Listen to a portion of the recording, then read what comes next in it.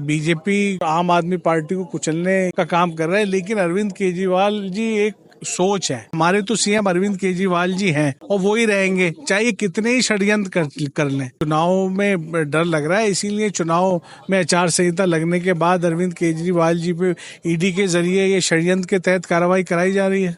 देखिए, ये ईडी नहीं है, बीजेपी है। ये ईडी का इस्तेमाल कर रही है जैसे कि उसने कभी जिंदगी में कुछ किया ना हो। और माननीय मुख्यमंत्री अरविंद केजरीवाल जी के बारे में आप जानते हो कि वो पक्के कट्टर देशभक्त आदमी है और उन पे कोई वो है नहीं।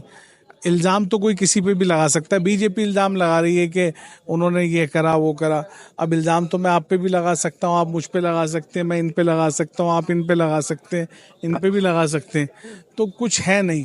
खाली बीजेपी अरविंद केजरीवाल जी के कामों से मुकाबला नहीं कर सकती है, उनकी तरीके से नहीं। तो फिर ये इतना बड़ा माहौल क्यों तैयार है?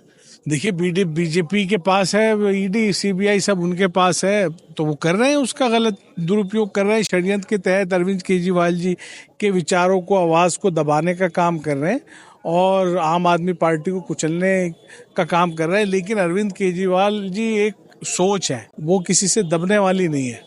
चुनाव में अब महज कुछ ही दिन बाकी रह गए हैं, ऐसे में ये कदम उठाया जाना कैसे देखते हैं आप? क्योंकि 3 नेता पहले ही, जो बड़े नेता है वो अंदर हैं, इसके बाद अब अरविंद केजरीवाल पर सीधा निशाना। बीजेपी को चुनाव में डर लग रहा है, इसीलिए चुनाव में आचार संहिता लगने के बाद अरविंद केजरीवाल जी पे ईडी के जरिए ये षड्यंत्र के तहत कार्रवाई कराई जा रही है। दिल्ली की जनता इसका जवाब देगी और हमारे तो सीएम अरविंद केजरीवाल जी हैं और वो ही रहेंगे, चाहे कितने ही षड्यंत्र कर लें। और सच्चाई को दबाया नहीं जा सकता। परेशान तो किया जा सकता है, लेकिन सच्चाई को, ईमानदारी को दबाया नहीं जा सकता। ये सच्चाई की होती है।